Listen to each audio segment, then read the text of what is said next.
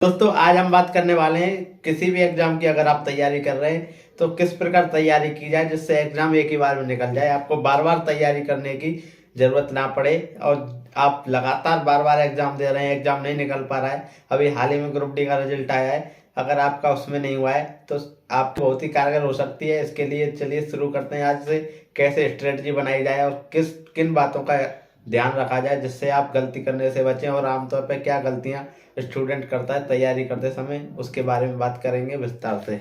दोस्तों सबसे पहले किसी भी एग्जाम की तैयारी करने के लिए जरूरी चीज होती है उसका सिलेबस। उसके लिए आपको उसका सिलेबस, डिटेल सिलेबस आपको कहीं भी लिखना होगा। उसके लिए आप उसका सिलेबस लिखिए, कहीं से भी आप सिलेबस जुटाइए और उसको अपने कहीं भी फेयर कॉपी पे उसको लिख लीजिए और उसी के हिसाब से सिलेबस के हिसाब से सिलेबस को फॉलो करते हुए उसकी तैयारी कीजिए।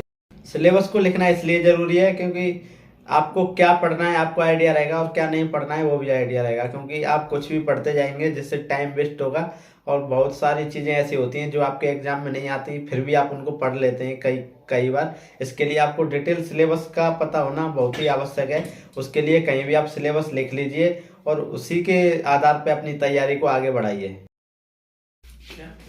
अब बात करते हैं स्टडी मटेरियल। दोस्तों जिस किसी की भी एग्जाम की आप तैयारी कर रहे हैं तो उसके लिए दूसरा काम आपको करना है, स्टडी मटेरियल को जुटाना है। क्योंकि आप YouTube पे ऑनलाइन माध्यम से आप शिक्षा ले सकते हैं, उसके साथ साथ आपको कुछ पुस्तकें खरीदनी होंगी जो कि कुछ एग्जामों के लिए स्पेशल होती हैं, जैसे कि रेलवे के लिए कुछ रुक्मणी की होती है या द प्लेटफॉर्म की होती है या यूथ कंपटीशन के प्रीवियस ईयर बुक होती हैं।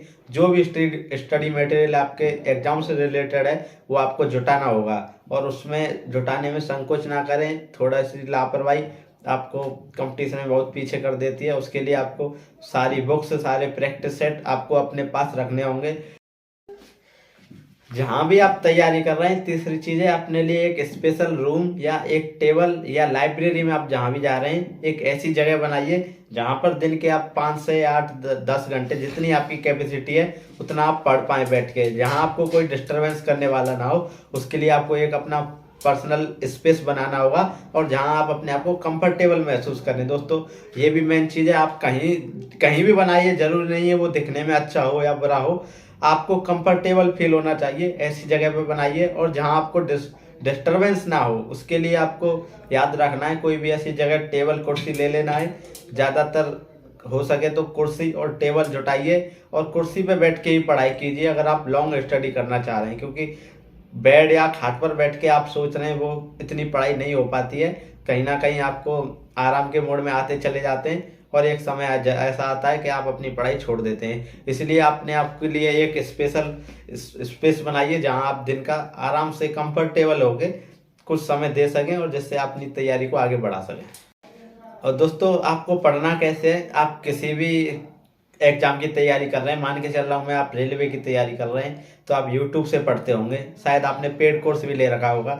उसके लिए आपको करना क्या है, आप लेक्चर तो देख ही रहे हैं, साथ में आप बुक से या प्रैक्टिस सेट से क्वेश्चंस लगाते चलिए, तुरंत की तुरंत कंसेप्ट को क्लियर करते हुए चलिए। और एक टाइम टेबल, हाँ दोस्तों, एक टाइम टेबल अपना टेबल के पास में लगा लीजिए जिससे आपको पर्टिकुलर सब्जेक्ट को पर्टिकुलर कितना टाइम देना है ये आपको जरूर पता होना चाहिए। ऐसा नहीं कि आप 1 घंटे आज 4 घंटे मैथ पढ़ लिए और रीजनिंग को छिए ही नहीं, ऐसा नहीं होना चाहिए। आपको सभी सब्जेक्ट के लिए एक टाइम बनाना है। छोटा पोर्शन है मान लीजिए रीजनिंग का, तो इसके लिए कम समय बनाइए। मैथ के लिए आप मैथ का ज़्यादा पोर्शन है, उसके लिए आप 2 घंटे बना सकते हैं। उसके बाद जनरल साइंस के लिए बनाइए, उसके बाद जीएस के लिए बनाइए या करंट अफेयर के लिए कुछ छोटा सा समय। और उसके बाद में एक मेन चीज़, लास्ट समय में जब भी आप अपनी पढ़ाई बंद कर रहे हो या बोर हो रहे हो तो आप कर सकते हैं पिछला जो भी आपने पढ़ाया जिसमें आपको इंटरेस्ट है उसको दोबारा लेके बैठ जाएं, जिससे आपका वो रिवीजन भी हो जाएगा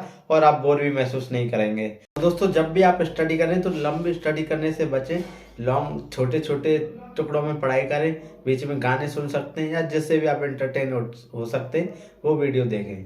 जैसे कि कोई गाना सुनता है बीच में, कोई इधर उधर घूमना चाहता है तो वो कर सकते हैं। बीच में 5-10 मिनट का हर 1.5 घंटे में आप गैप ले लेके पढ़ाई करें, जिससे आपका अच्छा रहेगा। उसके बाद दोस्तों अगर और भी कोई आपको डाउट है और मैं आपके साथ ऐसे ही बना रहूँगा, और एक बार और अपनी किस्मत को मौका दीजिए, क्योंकि नौकरी स्टेबिलिटी सरकारी नौकरी में जैसा कि आप जानते हैं तो एक बार फिर से तैयारी कीजिए और शुरुआत करते हैं शुरू से। मैं आपके साथ हूँ, बार बार आता रहूँगा बीच में।